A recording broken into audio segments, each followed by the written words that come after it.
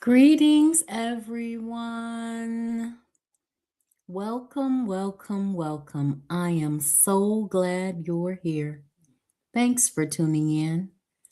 Tonight, we're going to finish part one of From Niggas to Gods by Akil. We're on part number 30. Give me one moment. Let me double check. We're on part number 34. The nigga devil in you versus the God in you on page 211, which says, okay, my brothers and sisters, let us get to the point. A lot of us like to have childish fun by calling the white man the devil, just for the fun of it. Some of us say this without the understanding of what we are really talking about. No mentally sane, mentally healthy Black person or person of color with true knowledge of history would deny that the white man is the devil. But wait a minute, because he ain't the only devil. Some of you wicked, mentally dead niggas are devils too. Yes, you can be a devil. The white man is the devil, but some of you little wicked niggas have become a devil. Nobody has outdeviled the devil, but some of you other devils are trying to outdevil the devil. You are trying to beat the devil at his own wicked game, and what a shame that is. We need to accept our own and be our own selves. Well, if we need to accept our own and be ourselves, what is ourselves? Ourselves are righteous Black men and Black women in submission to the righteous will of God. Well, how do we submit to the will of righteousness? We do this by submitting to our higher self. Well, what is the higher self? That is the nature of the God of righteousness that is innately within us at birth. The higher self is where we house and manifest the highest of our best human qualities. Now, of course, if we have a higher self, there must be a lower self. The lower self is where we house and manifest the lowest of our worst human qualities. Everything in the universe is made from two basic parts. Everything in the universe works on the law of opposites, or the law of dualities, or the law of complements. There are two sides to everything. So, it is the same with the nature of the Black man and with the nature of the Black woman. There is a stronger higher self nature, and there is a weaker lower self nature. The stronger higher self functions as the throne of God. The weaker lower self functions as the throne of Satan. And it is up to you as to whom you will submit your own will to do. And it is up to you as to whom you will seek for guidance. You have two basic choices: the God in you versus the nigga devil in you. One can lead you into heaven like conditions of life, while the other can lead you into hellified conditions of life. One is a peacemaker and one is a peace breaker. You can submit your power to the God in you, or you could give power to the nigga beast in you. It's all up to you. Greetings, forecast. Thanks so much for tuning in. We're in the last sections of From Niggas to Gods. We're on page 212. By submitting your will over to the higher self, your mind is being nurtured into the mind of God. By submitting your mind and your will over to the lower self, your mind is being nurtured into the mind of that nigga named Satan. The mind of Satan will make you do some stupid, ignorant, baseless, beast-like evil things. The mind of that nigga named Satan will provoke destructive thoughts and therefore destructive actions. Greetings, KW Don 7. Thanks so much for tuning in. We're in the last sections of From Niggas to Gods. We're on page 213. These destructive thoughts and actions usually turn in on themselves. Satan destroys everything, including himself. Misery loves company. Even Satan hates his own evil self, but he is too proud, egotistical, and arrogant to seek righteous help and assistance to destroy his own ingrown wickedness. This is self-perpetuated wicked destruction, self-destruction. This is the description of many of us who have the ingrown mind of Satan. We have given our power over to the beast in us. Understand that this lower satanic self is fueled, ruled, and maintained by lustful appetite and petty emotions. This is the nigga devil in you. This is the nigga devil in me. This is the nigga devil in us. Slay this beast on the altar. Unalive this nigga devil in you with no mercy. Leave it neither root nor branch. Now the mind of God will motivate you to manifest your truest human qualities. This state of mind will allow you to bring out the best in yourself. Constant positive growth will be perpetuated by positive thoughts and actions. You will not be self-destructive. You will not be self-constructive. You will be self-constructive. Excuse me. This produces self-love and therefore the love of others. You truly cannot love anyone else in a healthy manner until you truly love yourself in a healthy manner.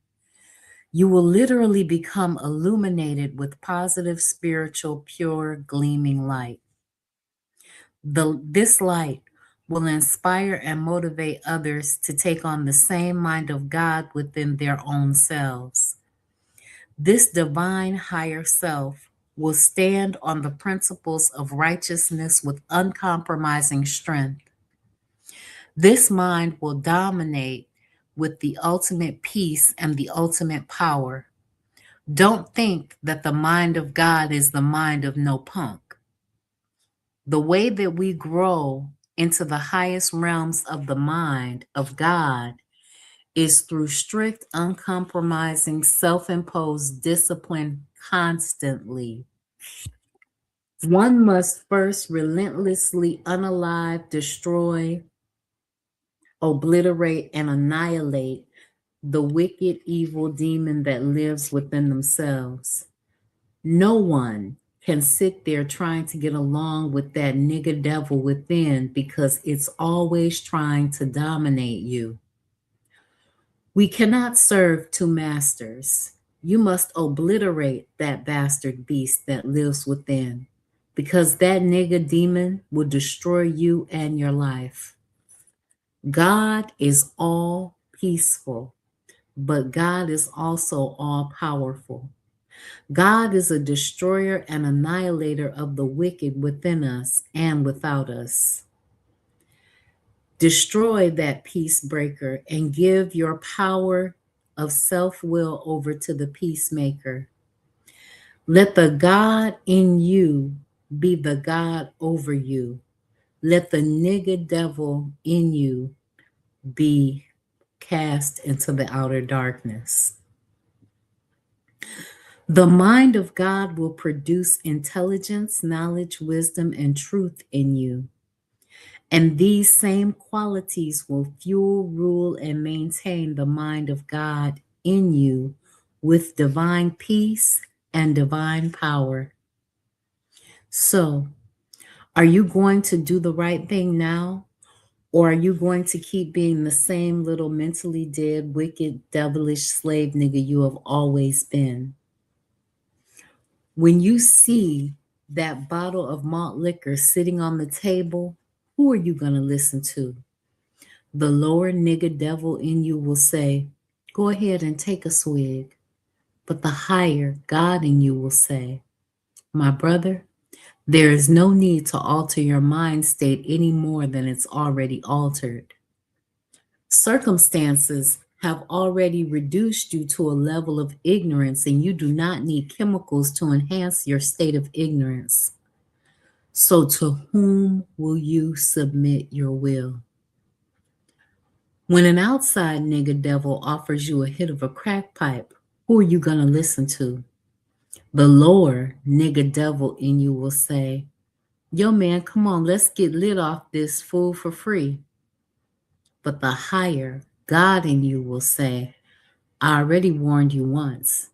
If you follow that devil, I will multiply your addiction and allow you to send your own self straight to hell, the hell that you are building for your own self. Since you think you know it all, I'm going to put it all into your hands. The choice is yours. To whom will you submit your will? When you see another Black man trying to do the right thing and live right, but ain't doing nothing right, who are you going to listen to? The lower nigga devil in you will say, look at that nigga. He think he all this and all that, but he ain't about nothing. He better not even look in my direction. But the higher God in you will say, look at that righteous, intelligent Black man. Don't you want to place those righteous qualities within yourself? You were not born to be a nigga. You were born to be a real Black man. To whom will you submit your will?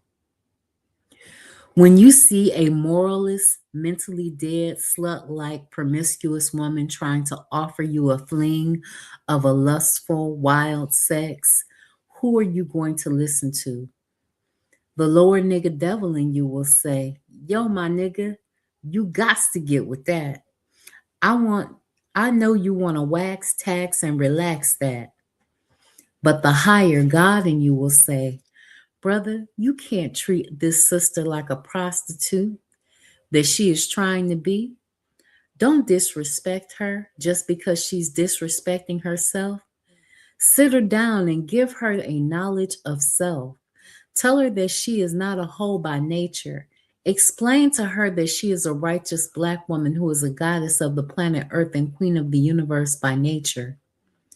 But she has been made into a sex-starved, prostituting, promiscuous, cheap, hoish slut due to a circumstance of ignorance. So now that you know, stop being a hoe. To whom will you submit your will?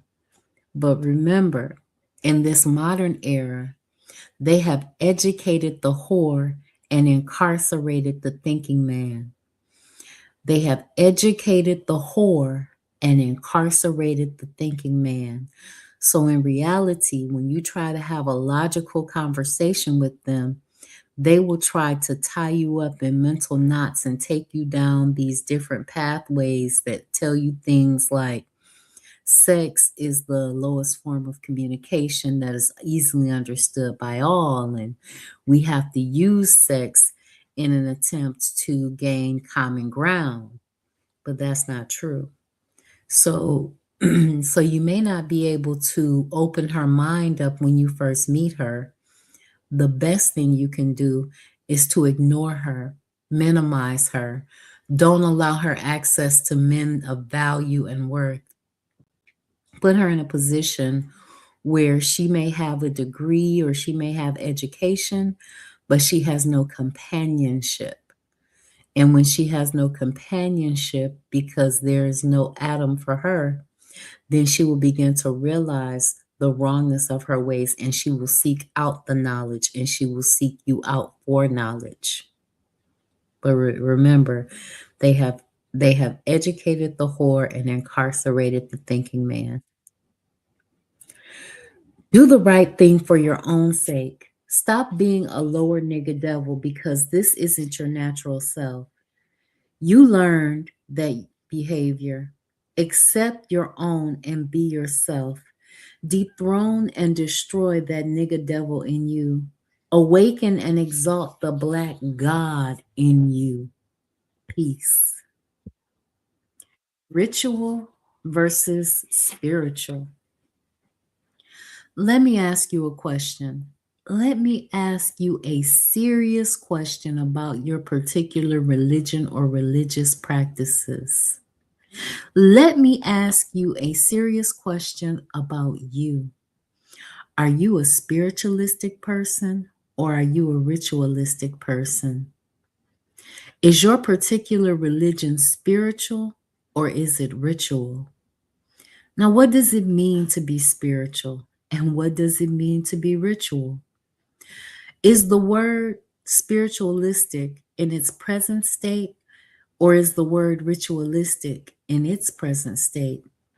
These are very, very, very serious questions that we need to objectively address in our own personal lives. The reason that these two questions are very serious questions is that the honest answers to these questions can have very serious effects on our individual lives. Notice that I use the term honest answers. The only way that this critical analysis can have a positive effect on our individual lives is if we remain totally honest during the critical analysis of our own individual lives. Oftentimes, we become very defensive and very emotional when some truth is told. And when that truth just happens to hit home with us, we should not allow our personal, minimal, little petty emotions keep us from receiving the truth that we objectively and obviously hunger and thirst for. Truth is like strong medicine. It doesn't always taste good at first. As a matter of fact, it might even be bitter. But in the end, it cures the illness. So close your eyes and open up wide because here it comes. There are a whole lot of religious people in this world, but there are not a lot of spiritual people in this world. What? What do you mean? That doesn't make sense. How can that be? I will repeat the point. There are a lot of religious people in this world, but there are not a lot of spiritual people in this world. And we have been confused about these two terms, the religious and the spiritual. To be religious doesn't necessarily mean to be spiritual as well. This is true if we closely examine the meanings of the two terms. There are a lot of people who are religious in their practices, but they are not spiritual in their nature. Also, there are a lot of people who are spiritual in their nature and are not religious in their practices at all. Do you understand what the author is saying? Let this point be further explained. To be religious is to habitually practice a particular religion. To be religious is to habitually practice this particular ritual of a particular religion. Religious practices are indeed rituals. Now, this doesn't determine whether or not the religious rituals are good or bad. This just determines that these religious practices or religious ceremonies or religious activities are in fact religious rituals.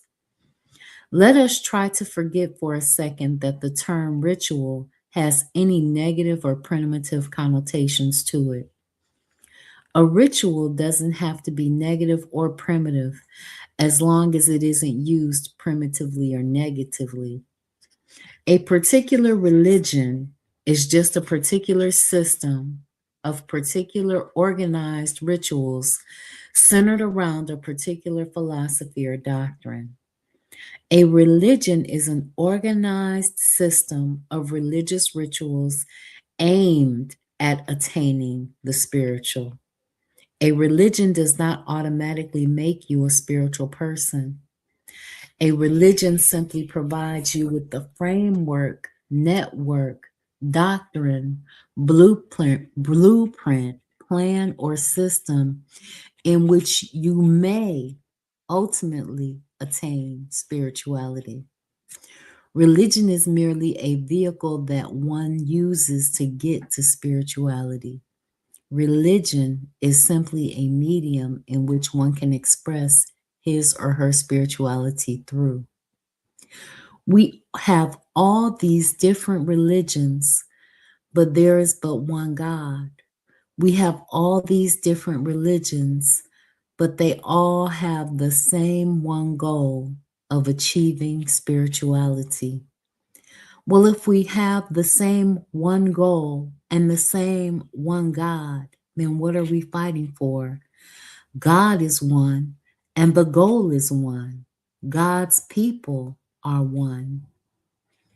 The only problem is that you have so many pure, devil hearted people who come in the name of God.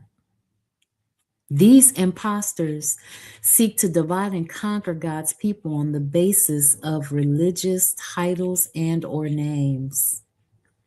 All religious people want to attain spirituality, which is a high state of supreme consciousness and a high state of supreme being. In fact, I will go so far as to say that all people in general want to attain spirituality, which is a high state of consciousness and a high state of being. This is true. We all try to achieve spirituality in one way or another. For further explanation, read the chapter entitled Getting Effed Up Again. You will find people every day who are righteous and very spiritual, but who do not necessarily practice any particular system of religious rituals. These people have found other means besides traditional religion to attain spiritual consciousness. They have found other means in which to bring out their best nature or a higher state of consciousness and higher state of being. These other means may be any strong positive force at work in their particular lives to bring out the positive, disciplined, righteous nature and potential that is within that particular person. You find some people who are so righteous and good natured that you just assume that they are religious people, but yet they claim no religion at all. They attain the spiritual without the aid of any particular set of religious rituals. They are just strong spirited people who by nature are naturally righteous and who naturally seek to do the will of righteousness. This is the true nature of Black people if we were left alone. These non religious persons use and find other means of expressing their spirituality. They also find other means for stimulating spiritual growth and enlightenment. Most times, these people have found traditional religions as an obstacle to the spiritual realm rather than an opening or doorway to the spiritual realm. Yes, there are many people who hardly ever set church into a temple, a church, a synagogue, or a mosque. They really just literally gleam with profound spiritual light. This is true. Now, on the other hand, There are some of us who are almost fanatically religious, but yet at the same time, we possess no spiritual enlightenment at all. There are some of us who are very dedicated to the rituals of religion, and that is all. Even though the religious system of rituals is supposed to be systematically designed to point you toward the spiritual, a lot of us tend to remain at the ritual level. We must remember that the outer rituals of religions are simply signs and symbols of different actions that occur within inner hearts and minds of spiritually illuminated persons. The way that I say this is that rituals are reminders. Rituals are reminders. And if you can remember what the secret is behind the ritual, then you will be reminded to behave in a more upright way. We have become so fascinated with the signs and symbols of spirituality that we have forgotten our ultimate destination and goal. What is the sign a sign of? What is the symbol a symbol of? What is the purpose and reason behind these rituals? Do you remember? Did you ever even know? Well, did you? When I was younger, I would always have questions about religion, but I was discouraged about asking them. I was told to never question God. I didn't want to question God about anything. I just wanted to question the preacher on what he was saying about God. God gave us inquisitive brains so that we could question and learn, but those who are ignorant of the true knowledge of God will discourage you from questioning them, the man or woman, because they are fearful that their own ignorance will show forth through their ability and inability to legitimately answer your legitimate questions. In other words, the preacher don't know what in the hell he or she is talking about, so they are scared to answer any questions due to their ego and pride. We must always remain inquisitive and curious, or else we will stop growing in our knowledge. All of the different rituals and or religions that we submit to should be thoroughly questioned. We should ask, what is the reason or purpose behind this? What is the reason or purpose behind that? You can't receive any answers of understanding unless you first ask the question of non-understanding. Seek and ye shall find. Be inquisitive and be patient in receiving the answers. If your spiritual leader cannot answer your questions, don't just give up right there, because he or she is not the real spiritual leader. The God that created us all is your real spiritual leader. Don't forget that. Don't ever forget that. And don't be polytheistic. You can always go straight to the source when all else fails. For every question, there is an answer. If your mind can conceive the question, your mind can eventually perceive the answer. Your peers are students of God just like you, and some of them are much, much, much more knowledgeable than you, but some of them are not. God is the all wise, all seeing, and all knowing. So, who should you go to if you and your peers do not see the answers? Well, I think the answer is obvious. The author of truth has truth and is truth. We should not allow ourselves to be constrained within the intellectual limits of our so called spiritual leader's realm of knowledge. That leader may be very resourceful and knowledgeable, but they are still not your measure. The God that created us all is your measure, Black man and Black woman. God has no limits or limitations on knowledge. So do not limit yourself in the acquisition of knowledge and wisdom either. You, Black man and Black woman, are the original people from the immediate family of the originator. Use your spiritual leaders as the wonderful resources that they are, but do not totally depend upon them as leaning posts. We should become dependent upon our Creator and our Creator alone. Now, getting back to the specific subject matter that there are religious people indeed who have gotten past the ritual to the ultimate goal of the spiritual. These people practice the religious rituals along with a deep understanding and knowledge of the rituals and their meanings. These people can successfully extract the spiritual out of the ritual because they realize the purpose behind the rituals and realize the state of mind in which the rituals were created. Only the knowledge and understanding behind these rituals can bring you into true spiritual enlightenment, not just merely the blind practice of religious rituals. We must always seek understanding.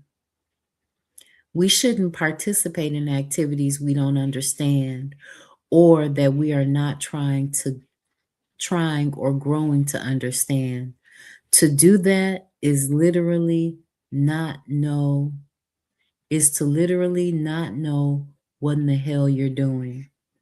Stevie Wonder made a song about that called Superstition.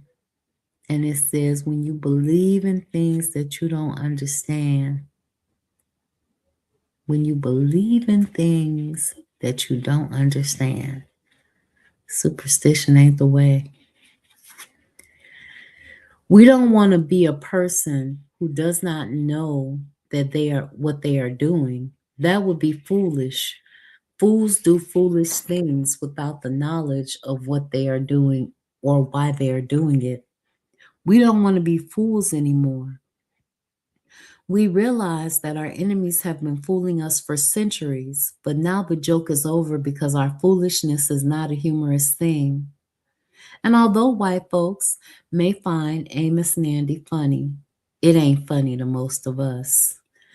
We are now coming into the knowledge, wisdom, and understanding that will crush our own foolishness and the foolishness of other fools in this foolish world. Now, in the past, we have asked our so-called spiritual leaders for answers in the place of our ignorance. They had some answers, but for most serious questions, they did not have answers. Whenever they did not have answers for that inquisitive person, they would say, "Don't question God," or "You don't have enough faith." It seems that they would rather us 90% in faith in faith in God and 10% knowledge of God. Well, if the ratio is left to be that imbalanced, it is very difficult for us to put our faith into something or someone that we really don't know anything about. To say that we have faith, but at the same time, you have no knowledge upon which to base your professed faith makes you a subliminal hypocrite. Read the chapter entitled Faith or Blind Faith, which is coming up next. Okay, so let us get down to the root of this whole spiritual versus ritual thing. Let us get to the point and the problem of this subject. The problem with religions today is that they are largely ritualistic, but minimally spiritualistic. Religions today are not producing true spiritual people. Religious heads and leaders are simply imposing religious traditions upon their followers. People are submitting to tradition instead of to God. People are giving their faith over to religious traditions instead of over to God. Why do we hold on to outdated traditions that do nothing for us? Why do we hold on to traditions just because they are traditional? We will never grow and expand if we keep running around the same circles that our previous generations have also. How are we going to improve and grow like that?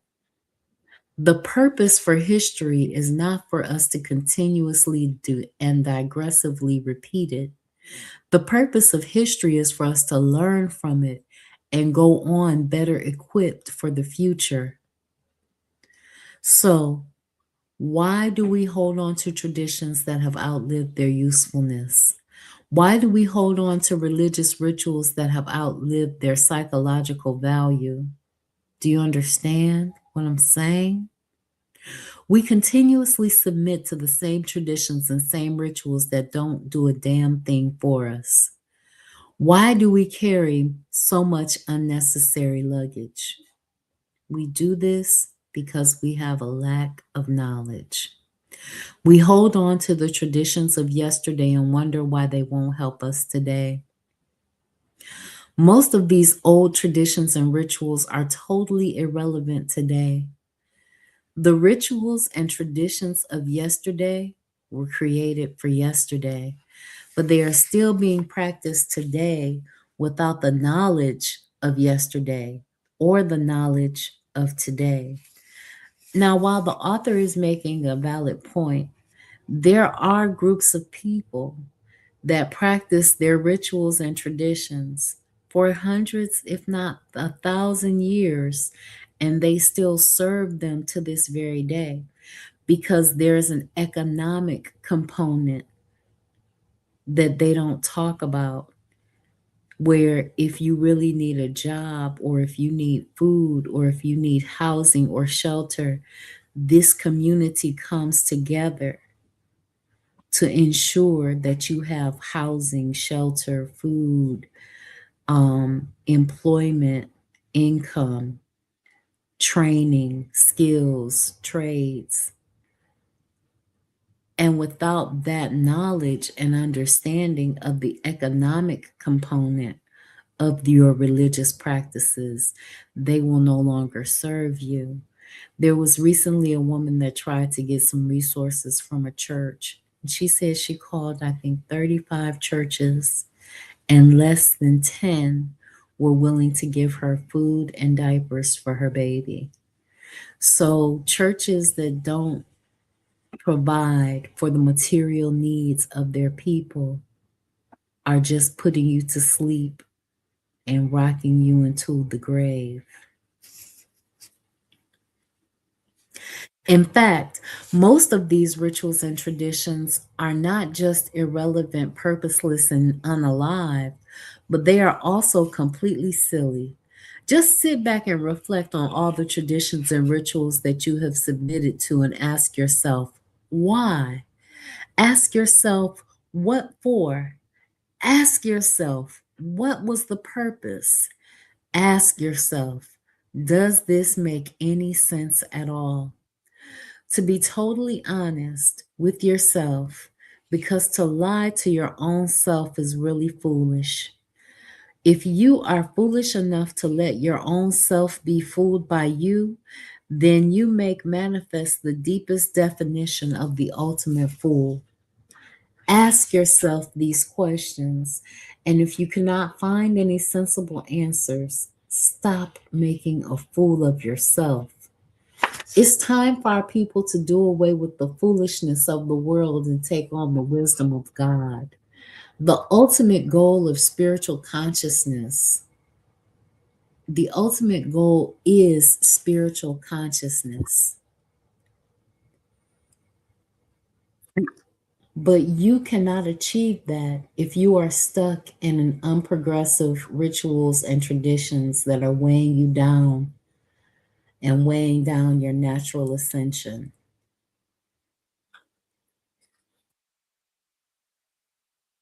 Do away, cut away all the unnecessary things that are not bringing you spiritual life.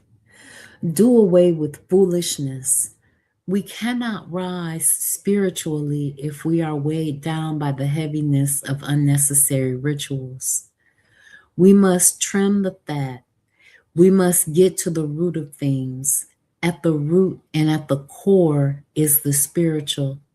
But some of us are satisfied with the surface ritual because the ritual does not demand much from us. You do not have to be sincere to submit to a ritual. Anybody can submit to rituals. A devil can submit to the ritual and just fake his or her own sincerity. But to attain true spirituality, one must be morally, mentally, sincerely, and spiritually correct. You have to be right to receive spiritual nourishment. But you can fake a ritual all day long. Little devils don't go to heaven. Don't think that you can act a complete fool all week long and then go through a couple of rituals in your mosque, temple, synagogue, or church to save you and make you spiritual. Some people will rob, steal, obliterate, lie, cheat, freak, and fake every day, but yet believe that to sing, sweat, spit, and shout on Sunday will save them from divine judgment. Well, the God judges this type of person to be a complete fool. They know right from wrong, but to act out these religious rituals makes their conscience feel better. If this describes you, I have one question for you. How long are you going to continue being this fool that you are? While you are so busy trying to fool everybody else, you are the only foolish fool being fooled.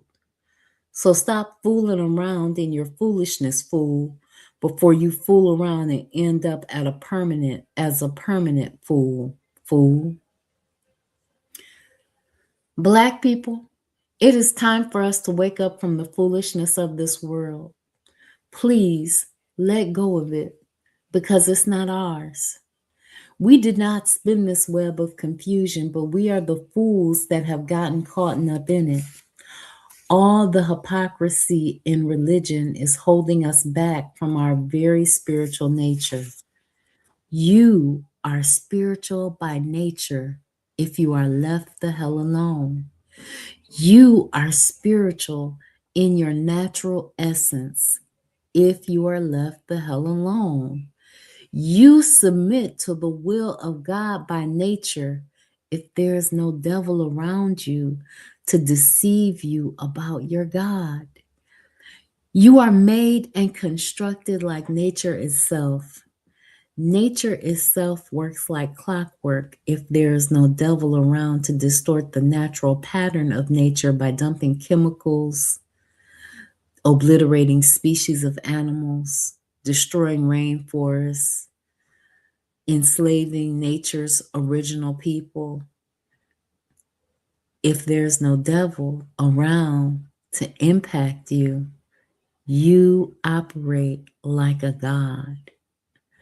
The native people of this land, called America, do not need any particular religion to make them a spiritual people.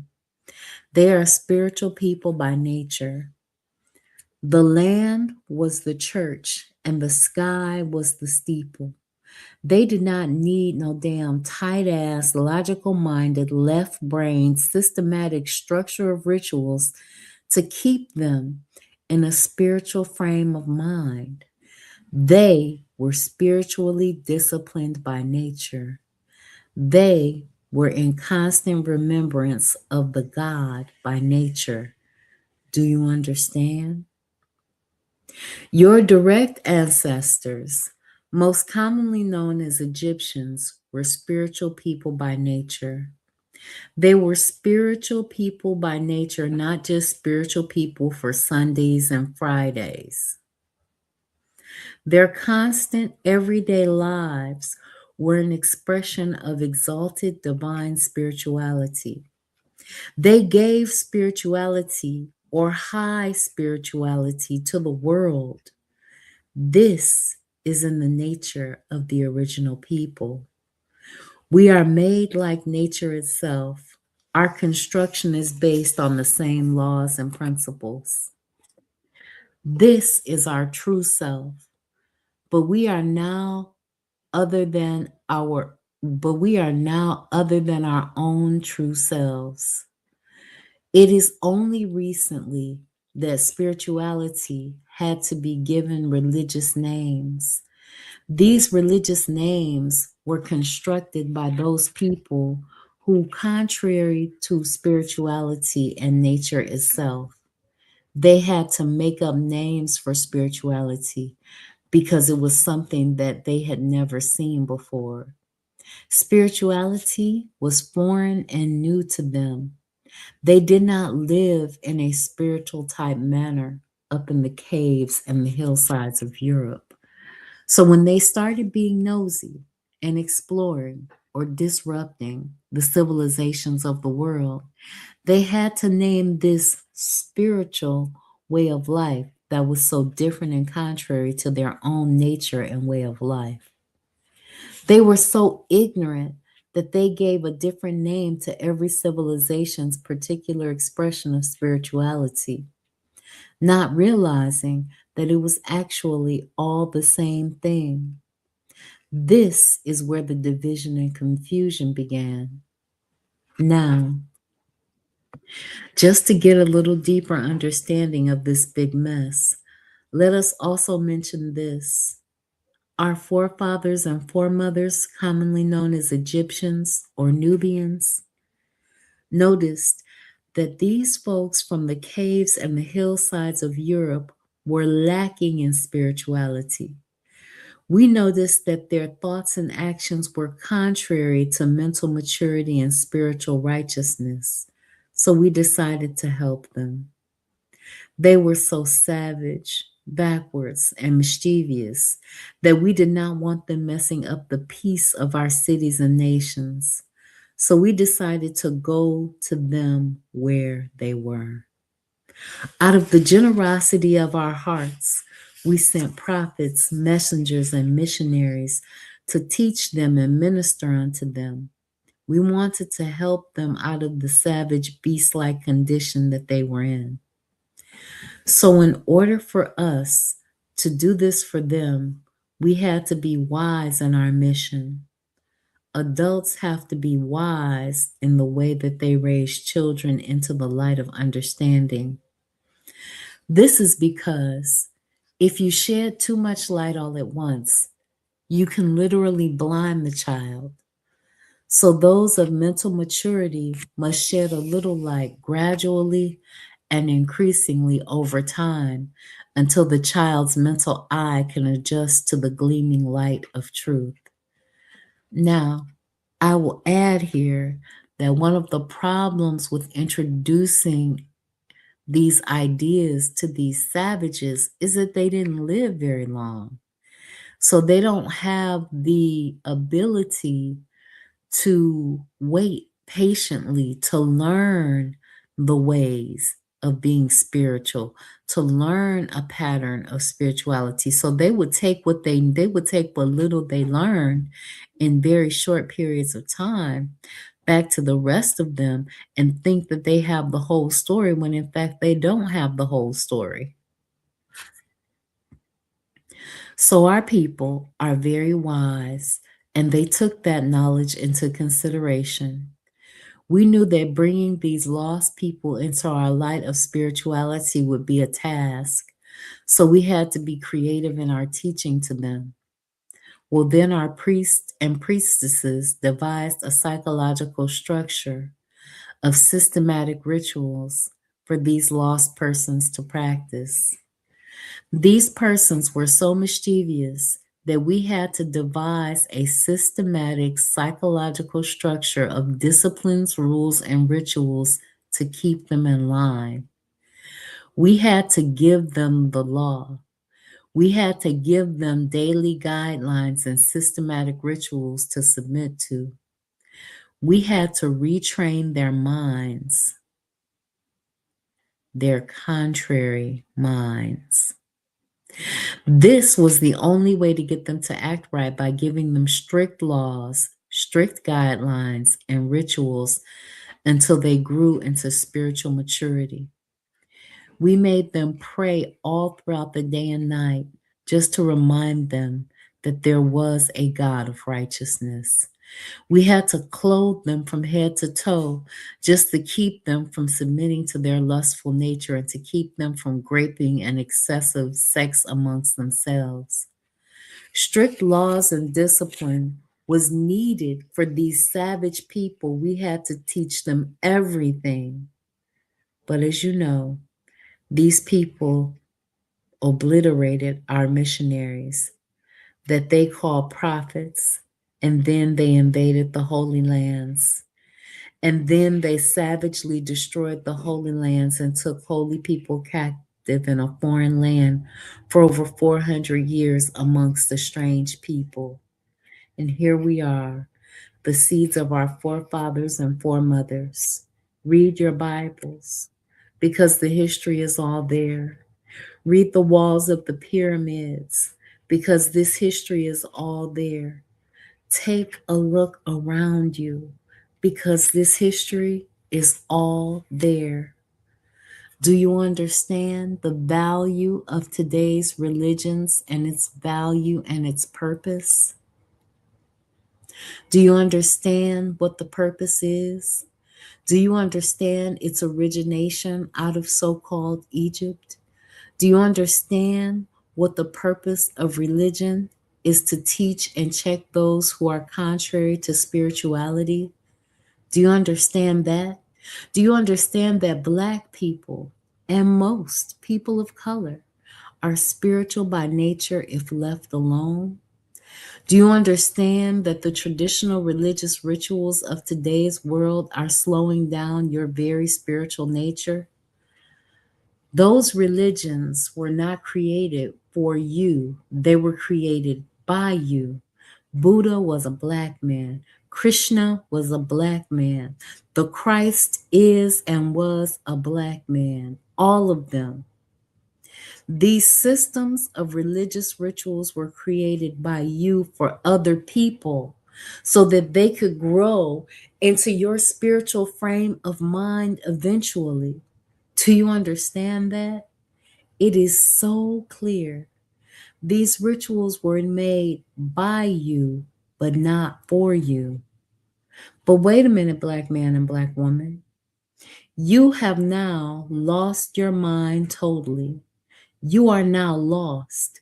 Yes, you are now lost, but you can't depend upon your children and their childish rituals to show you the way to your right mind. They are now lost because they have lost your wise guidance. You have to save yourself before you can save them, and they definitely cannot save you. You have to be taught by God Himself back into the knowledge of who you are and what your mission and duty is to God's children. Only God in the person can help you now. You are now the one who is lost and living on the level of a beast. You are now the one who is childish, ignorant, and mischievous, and contrary to your own righteous nature. You need help now, and you need some of your own medicine, but you need medicine that is specifically prescribed for your nature. You devised psychological medicine for others, but now you need some for yourself, because that plague that came down from Europe caught everybody tripping. Well, now, since we were so merciful and so beneficent enough to send missionaries and psychological medicine to the lost folks of Europe, God is merciful and beneficent enough to raise a missionary up from among us. God gave this missionary some psychological medicine to give to us so that we might be nurtured back into our original nature. Our original nature was that of gods and goddesses, and what is most commonly known as angels. It's true, believe it or not. The Bible says, "Ye are all God's children of the Most High God." Do you understand what I'm saying? Study Egyptology. God raised this missionary among us to minister unto us or to give us a wake up message. Remember that we did the same thing for other peoples of the earth, and now the God has bestowed upon us the same favor. The missionary or messenger ministered unto us for quite some time, but we obviously still don't get the message. We most obviously still didn't get the message. We just didn't get it. Some of us thought we got the message, but most of us didn't. We are in such an ignorant state right now that we are reluctant to wake up to the truth. The missionary or messenger spent his whole life trying to bring us back into our spiritual nature. But most of us are so ignorant right now that we don't even realize that we are mentally, morally, and spiritually sick. So we refuse to take the medicine. The truth was too strong for our taste buds. We have been mentally sick for so long that we have forgotten that being mentally healthy is all about. What being mentally healthy is all about. So we have become satisfied with being sick. Just like a sick child will close its mouth to some medicine, we are in our childish state of mind. We will close our ears to this missionary or messenger that comes to us.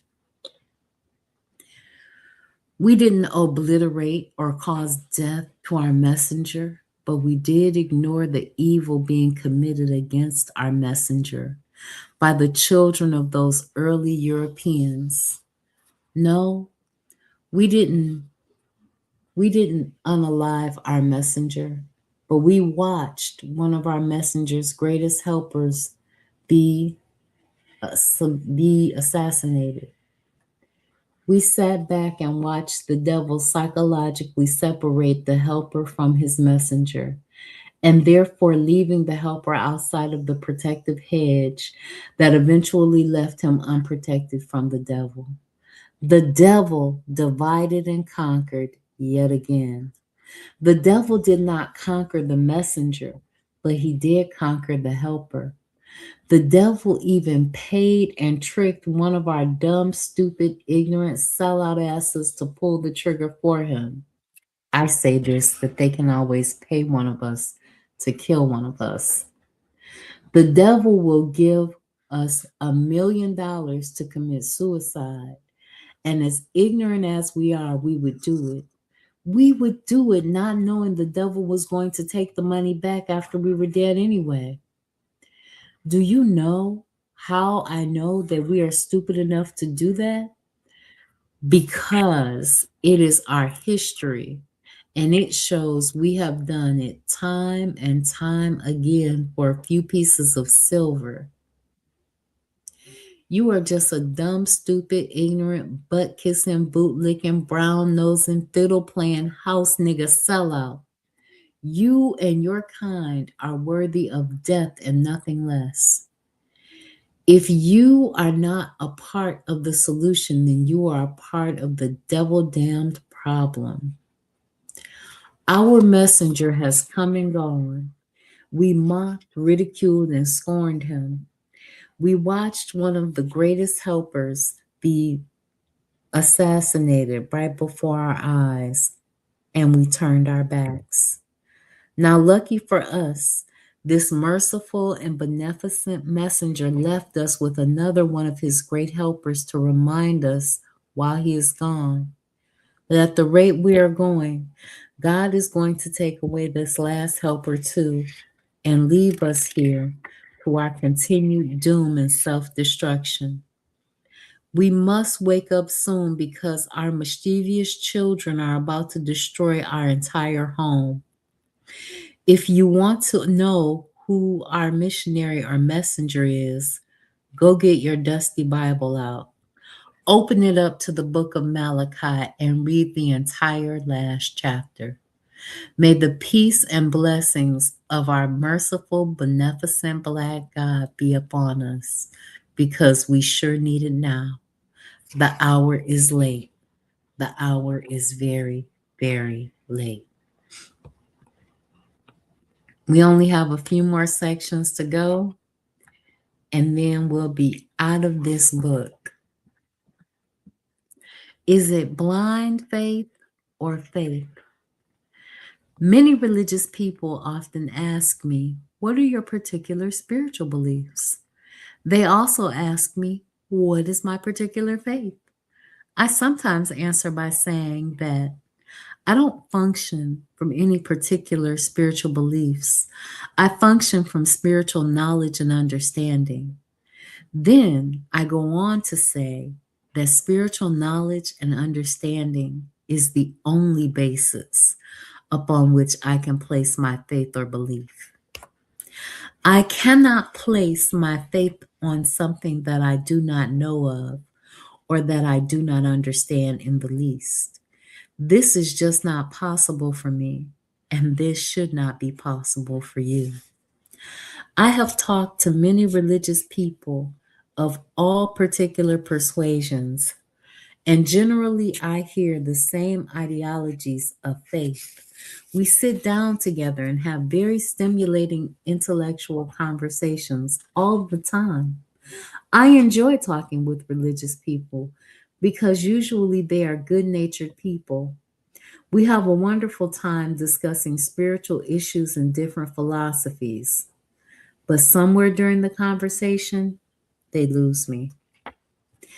This is usually the part of the conversation when they start talking about faith and what they believe. This baffles my mind altogether.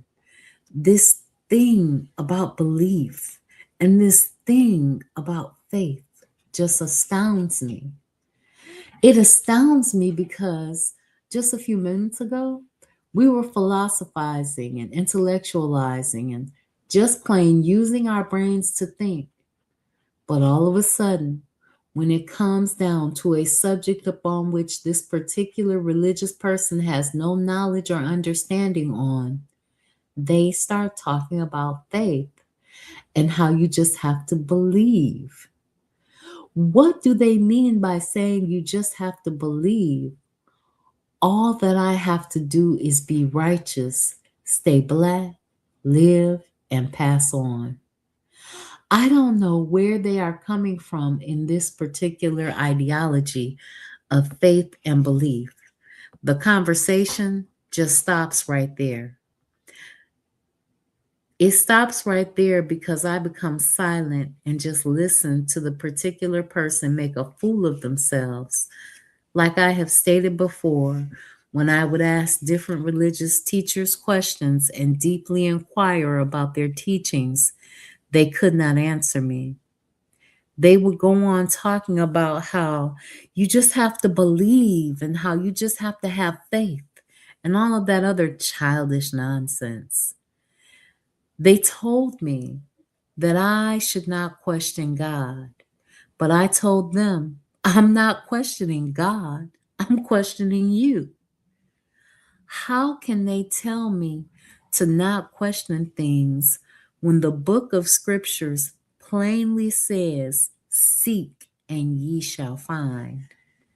I was just asking and seeking in the wrong place.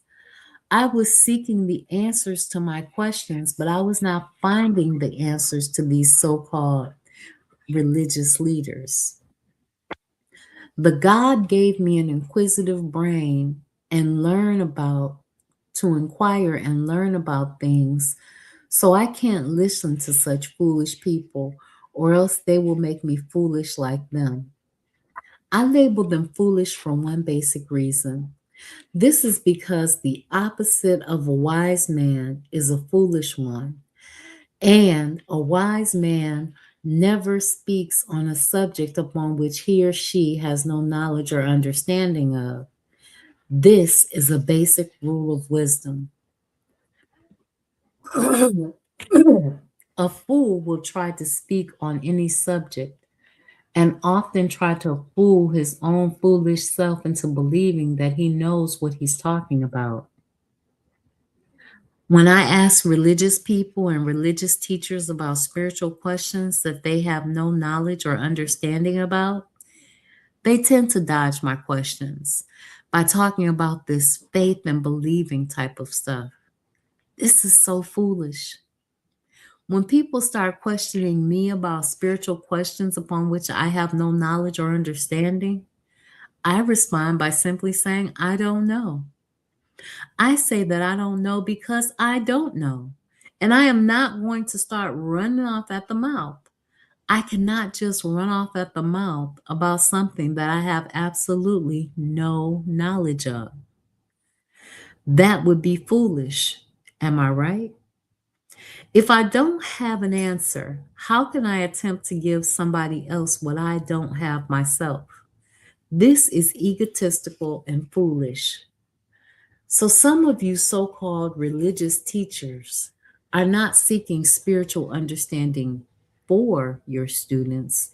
You are just seeking the praise of your students.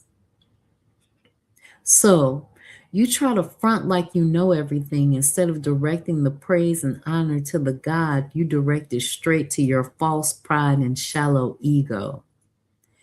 If the praise from your students makes you tall, then surely criticism from your students will make you fall after they wise up to see you for who you really are. We must rise above our personal little egos. I ask religious people all the time to tell me their specific religious ideology. I ask them to tell me what their ideology is. Then I ask them to explain it to me. Then I ask them to break it down to me into its basic raw elements. I always become very dissatisfied because none of my questions are usually really answered. Does this happen to you too? Then I ask the religious person to tell me what it is that they believe. After they tell me what it is that they believe, I say, now tell me what it is that you understand. Tell me what it is that you understand about what you claim to believe. They usually try to explain, but it usually makes no sense whatsoever. It doesn't make any sense to me. And after I listen to them talk to themselves, and after they listen to themselves talk for a while, it usually makes no sense to them either. After listening to their own foolishness, they begin to talk about faith and belief. They try to put their faith and belief in the place of their lack of knowledge and understanding. This is what we do sometimes. This is very convenient for us to do during a conversation and or debate, but it does not cut it. So I cannot let us cheat ourselves like that. We would be doing ourselves a disservice. So, since I cannot seem to question them on their knowledge and understanding, I begin to question them on their faith and beliefs. I question their faith and beliefs simply because I understand that they really do not have any real faith in what they claim to believe. This is absolutely true for most religious people. When you dig deeply inside their minds, if I were to ask them, why do you believe this and why do they believe that? they would probably give me insufficient answers.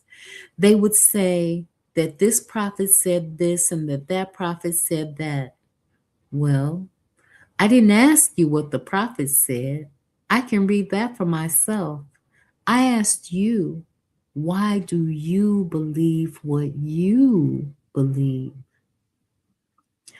They would say, I believe it because the prophets of God said so. I would then say, well, I'm sure that the prophets of God understood what they believed in, but the question is, do you? They would then usually become very emotional and frustrated within themselves, but vent the frustration on me. They would ask me then, well, brother, don't you believe in the prophets of God? I answered them by saying, I believe in the knowledge, wisdom, and understanding that the prophets taught, which is the wisdom of God. But I do not place my belief and or faith in the prophets themselves because I am not a polytheist. I place my faith and understanding in the wisdom of the God that came through the vessels and vehicles of the prophets and messengers of God. I can't go around living my life a certain way just because somebody that I've never even met before said I should. Please. I don't have to have at least a measure. No, I have to have at least a measure of understanding of what it is this person is teaching me before I can submit to it. I have to have some understanding of what I'm submitting myself to. Don't just tell me what the prophet said or what you think that God said unless you are ready to explain your understanding of it. Otherwise, your mouth should be completely closed while your ears should be completely open. Okay. So you know what this prophet said and what that prophet said. But can you tell me why they said what they said? And what did they mean by what they said? Yes, I'm certain you can recite what somebody else said and what they have done all day long. But until you understand their words and what they mean for yourself, you cannot benefit from their teachings. If you went to the doctor complaining about headaches after the examination, the doctor came out and said, you are suffering from the extreme overcalcification of your precious pineal glandular body, which causes disharmonizing effects between your logistical and intuitive cranial brain hemispheres that control the conscious and unconscious activities of your cognitive perception and reasoning, that is resulting in the manifested form of painful stress produced by conflicting forces within your conscious mind and your physical body. Would you understand what the doctor was saying?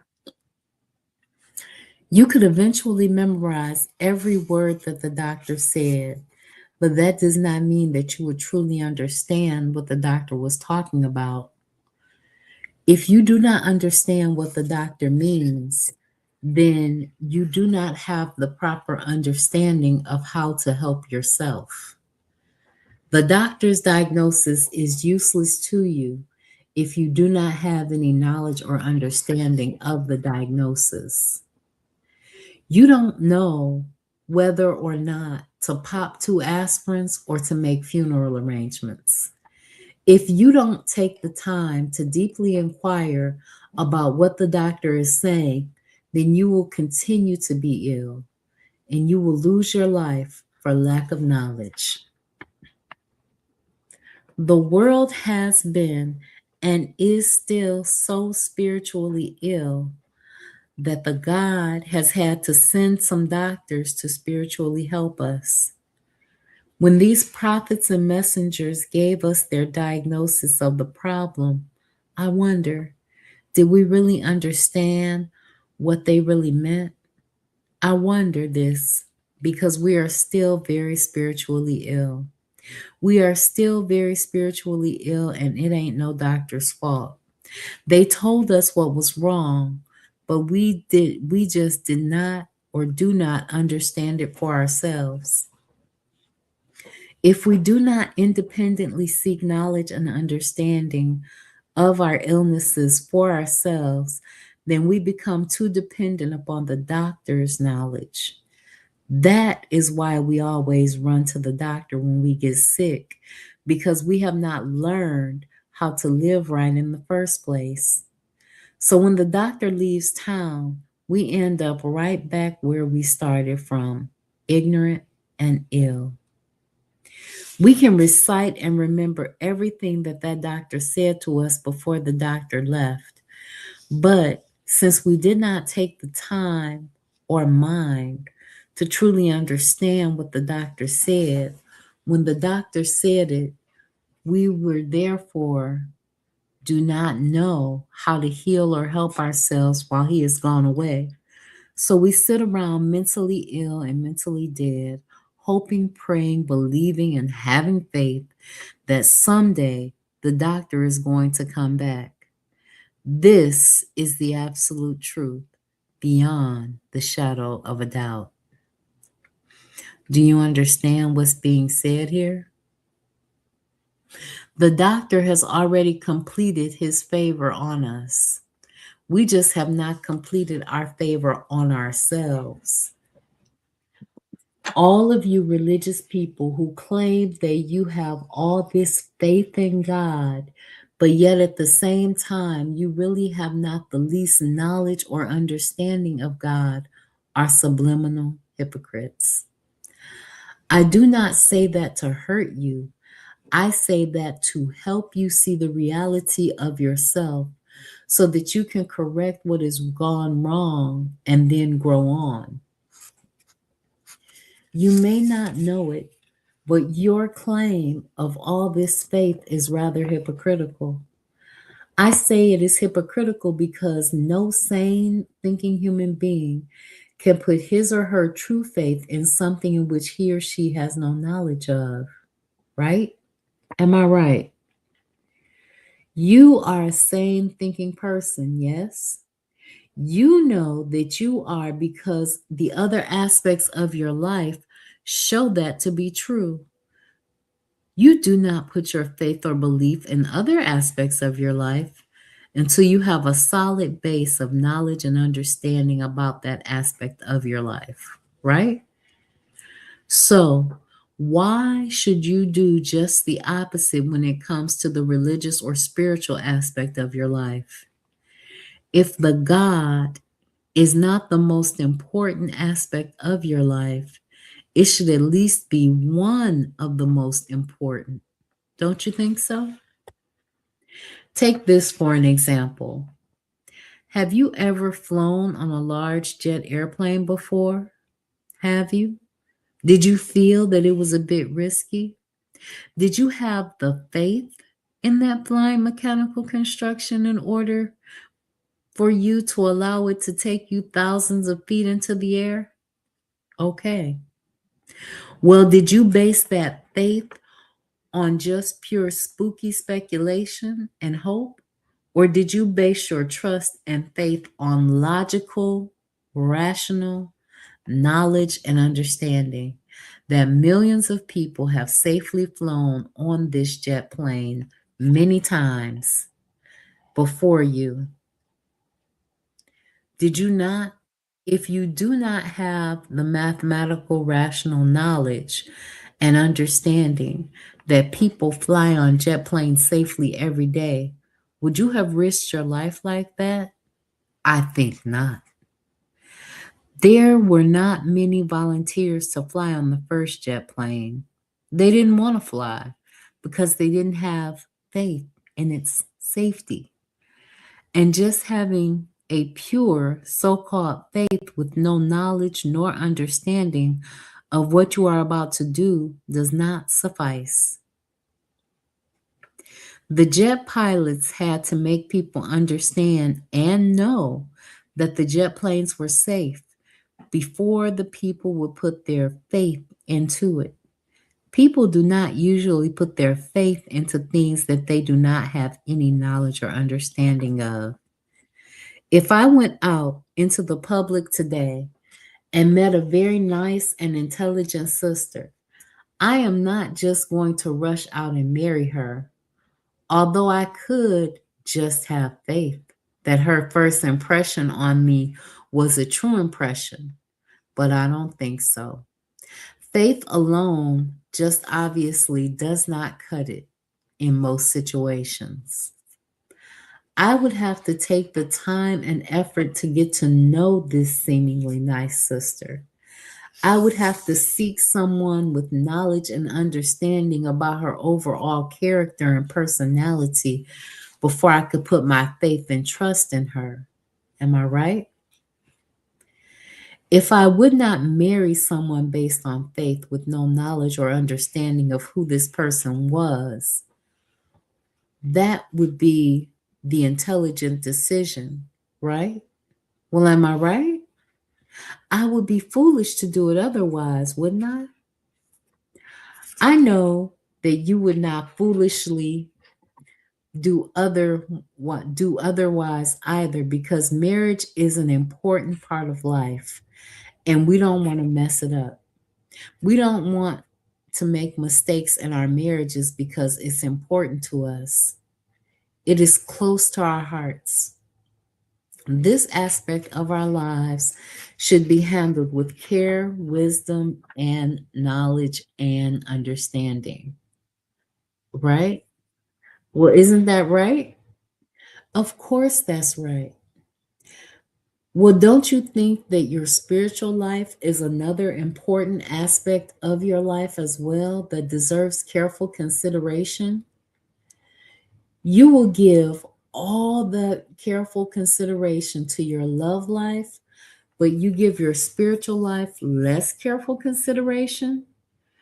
You fuel your love life with faith or trust that is based on solid knowledge, wisdom, and understanding of who your mate is, but yet you fuel your spiritual life on sheer blind faith alone. Think this over. Think it over. You fuel your spiritual relationship on blind faith and then wonder why you aren't going anywhere. It ain't going nowhere because you're trying to fuel it with something that's not really there. This is like trying to fuel an automobile with some make believe invisible gas. Don't wonder why the car ain't going nowhere. Your blind faith is simply a veil to hide your lack of spiritual knowledge and understanding of what you claim to have faith in. Your blind faith is nothing but a veil that hides you from fools, but not from the eyes of the wise. You have even fooled yourself. Wisdom is vision, and vision can see straight through your shallow veil. If you have the problem that the doctor diagnosed earlier, then you have no vision. The doctor diagnosed that your spiritual eye was crusty and therefore closed. And if you do not hurry up and wake up, it will soon become dysfunctional. Your veil cannot hide your choice of ignorance from vision or wisdom. The God is all wise and all seeing. The God knows what you hide and what you manifest. So you really ain't fooling nobody but yourself. The light of truth can shine right through your veil and show your face as it truly is. Your veil is made sheer through the eye of God. Now, we have examined the other aspects of life where blind faith can get you into foolish trouble. We have discovered in both examples that blind faith can take you to a self made doom. The only type of faith that you should have is the type of faith that is, at least, based on some type of knowledge and wisdom of understanding. No, you are not always going to understand things immediately, but you should always be analyzing, intellectualizing, meditating, and contemplating on that which you do not presently understand, because this type of prayer or meditation will gradually bring you more and more understanding in the future days. There are going to be times when you are going to have to follow the vision of the wise, even when you may not fully understand things for yourself. But this does not mean that you are following blindly, or that you are understanding, or that you have no understanding at all. This is because you are following the wise based on your resolute understanding that these wise persons are in fact wise. You have come to that resolute understanding based on the historical mathematical ratio of repetitive occurrences, in which you have seen these persons, which you label as the wise, display their vision of wisdom. You are not going to follow a fool because you are too wise for that yourself. Please understand this. Now, listen. If you truly understand that wicked civilizations were destroyed by the wise God in the past, you would also understand that this wicked world will be destroyed too. History progressively repeats itself.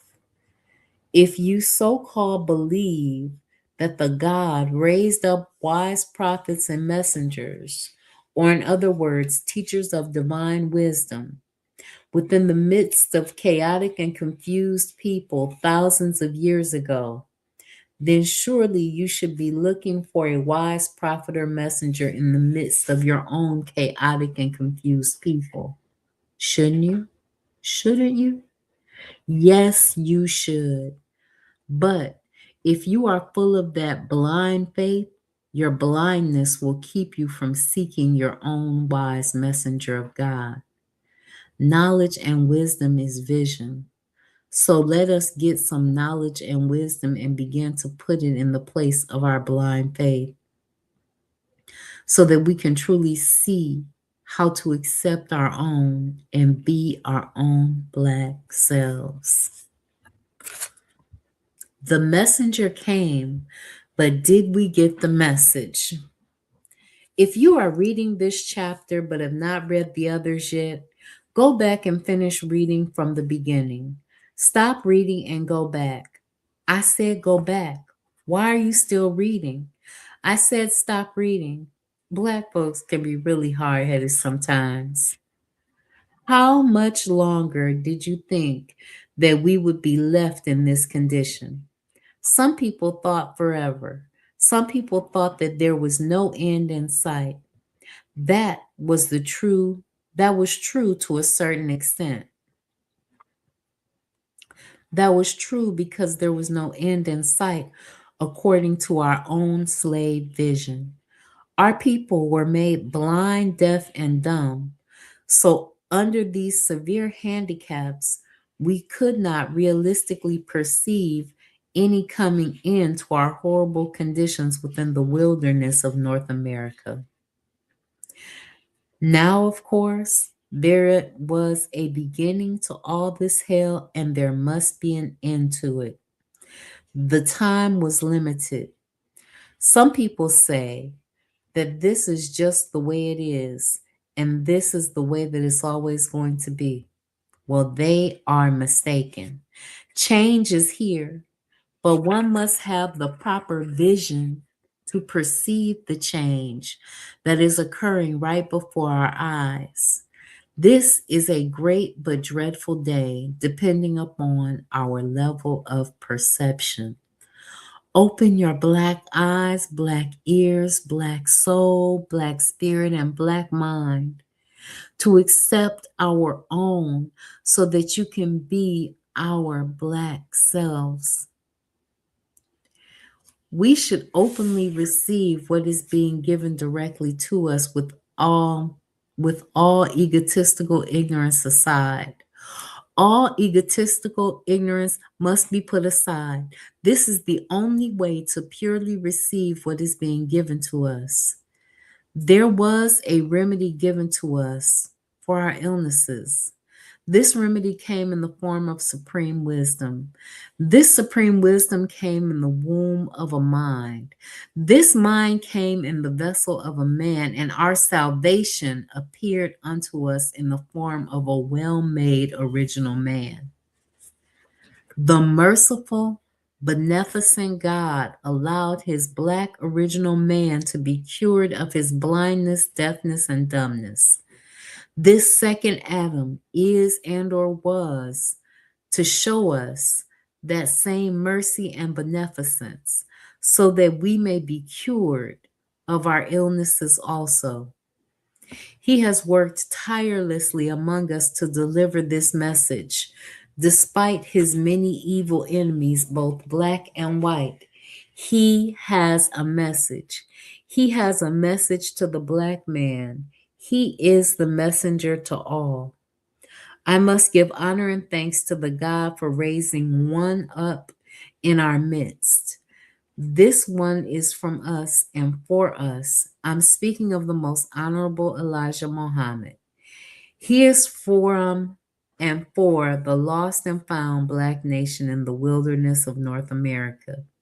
He is from you and for you. He is from me and for me. He is from all of us and for all of us. And therefore, he is eventually for the entire lost world who has strayed away.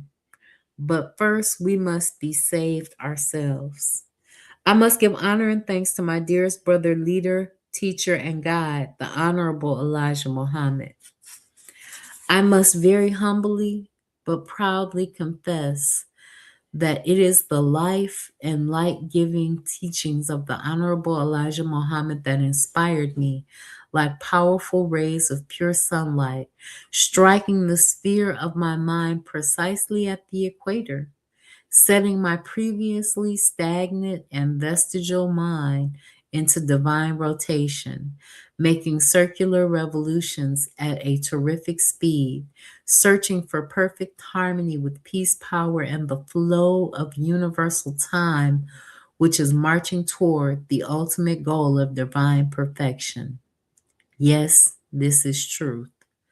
Think over that.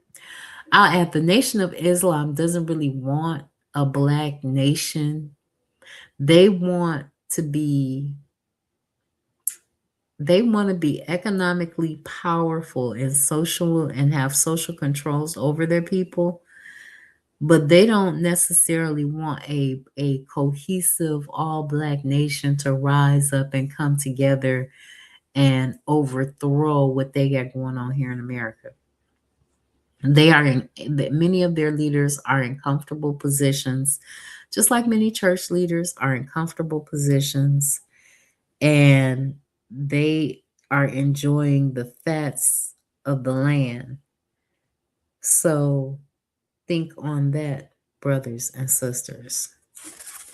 So why did I not mention my brother's name before? This is because of you.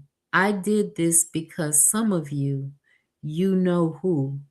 I did this because some of you have a learned prejudice against the brother, or either your own jealousy, envy, ignorance, and reactive emotional misunderstandings causes you to have a prejudice against the brother. Some people prejudge without the proper knowledge of what it is that they are judging. They dispute without knowledge. A lot of people love the truth but just cannot accept from whom it is coming from. And yes, this is truth. This is you. You will admit that there is truth in these writings, but if you had read this chapter first, which some of you are doing now, you might have been prejudiced. You might not have accepted the truth then. Your petty emotions might have blinded you to the truth. This is subliminal but voluntary. Hypocrisy, maybe? I wonder. A lot of people love the truth of the teachings from the Honorable Elijah Muhammad, but their ego, envy, and ignorance prevents them from giving credit to where credit is due. This is just the truth, no matter where it comes from. The truth has the same divine origin and the same divine destination, which is the heart of the truly sincere. Yes. So the messenger came, but did we get the message? It doesn't seem like it. But that is not the fault of the messenger. That is your own fault. We sometimes allow our lower selves to get in the way of receiving the message. The hypocritical lower beast within ourselves lays in the straight and righteous path, waiting to deceive us, then devour us. It wants to keep us from the very truth that will ultimately give us the breath of life and give us the blow of death to that beast. That lower beast must be slain and sacrificed for the sake of the higher truth. Understand that not only does this beast within us want to deceive us about our messenger, but so do these outer beasts. They use technology to confuse us and stimulate the beast within us. Some of these enemies will exalt, magnify, and celebrate the students of the messenger just to keep you from the messenger's teachings firsthand. These enemies want to keep us from becoming students of this master teacher too, because they fear that we may become just as dynamic as the other celebrated students.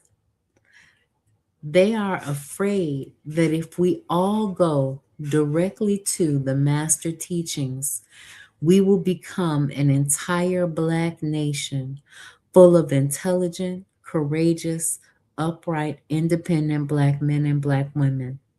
They do not want to deal with 40 to 60 million Malcolm X and Farrakhan, who is the student teacher of the hour, prototypes. I'm sure that they would not be happy with that.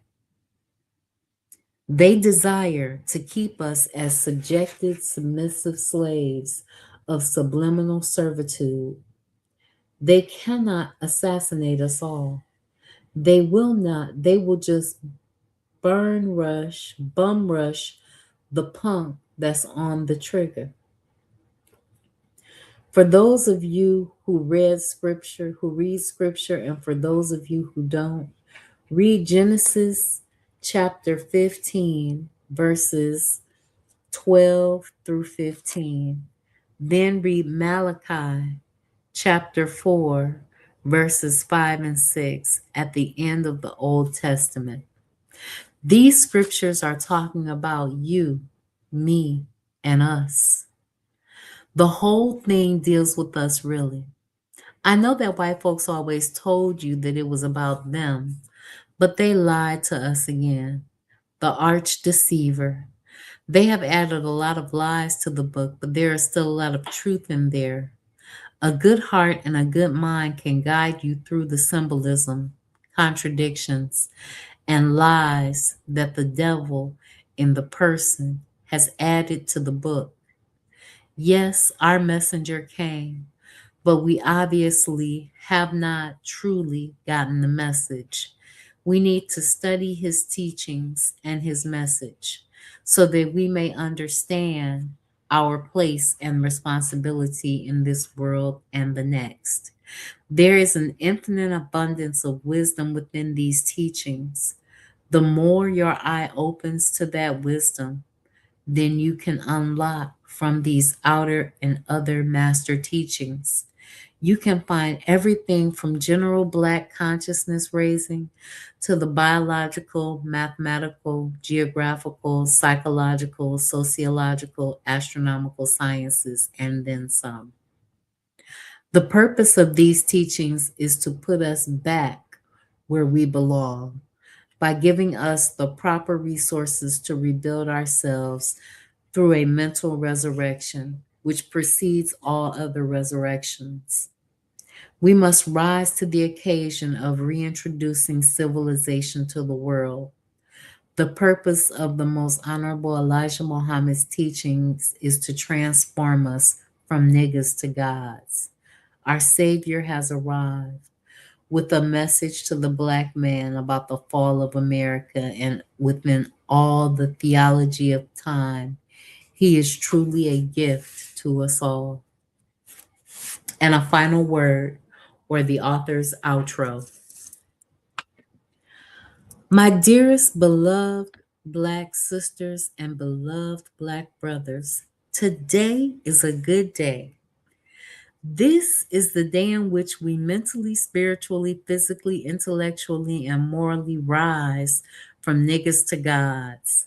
This is so very true.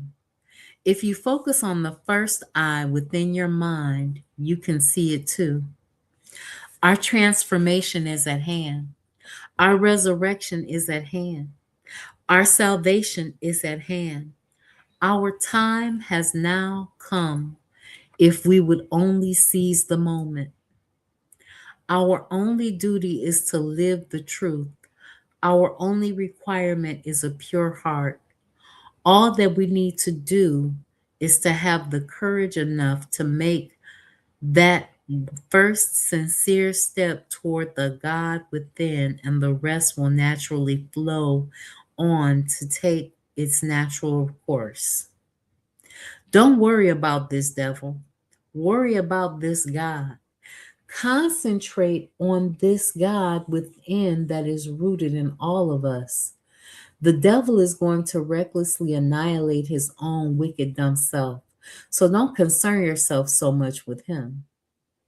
As long as you are manifesting the mind, heart, wisdom, peace, power, and strength of your highest divine self, originating from the Black God within you, the devil can no longer successfully exist to commit evil. We have to be about the business of re-civilizing ourselves back into full mental and moral maturity, which will cause everything else to gravitate back to its proper place of peace. We have many Black master teachers on the scene today to assist us in awakening from our ignorant slumber. I only want to inspire and motivate us to take an inquisitive interest in these Black beautiful scholars, so that we have now been blessed with to search for and find them. Read their works. Let us receive the gifts that the God has put in their hearts and minds to give to us. They want to give to us what we thirst and hunger for, which is a knowledge of self, peace.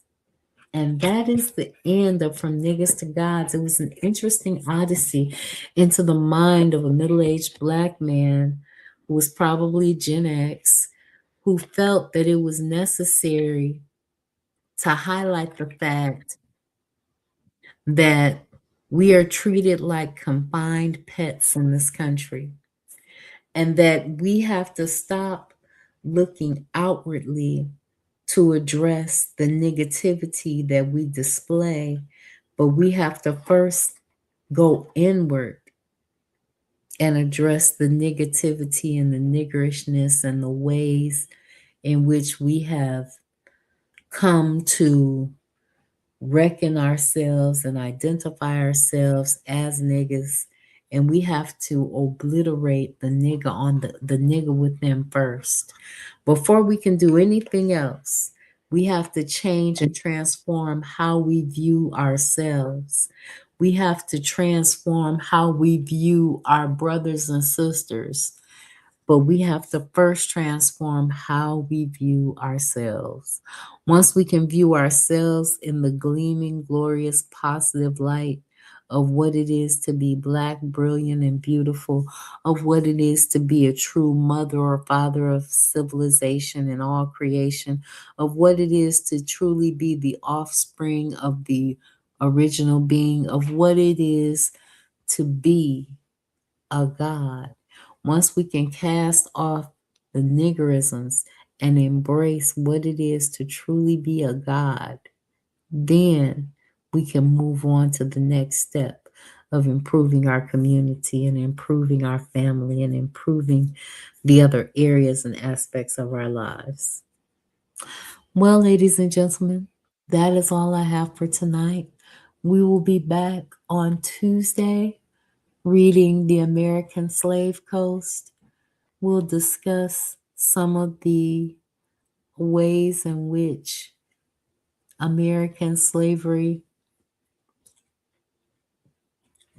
excuse me, we will discuss The American Slave Coast, chapter 38, I believe we're on. I want to thank KW Don 7 and the Forecast for being here. I want to thank Sister Raw and the elders that listen with her, Bawanaha Guziki, Arbiter 567, and anyone else that is out there listening today. I want to let you know that I appreciate your support. I thank you for lending me your ears. I value each and every one of you, and I will see you soon. Peace, guys.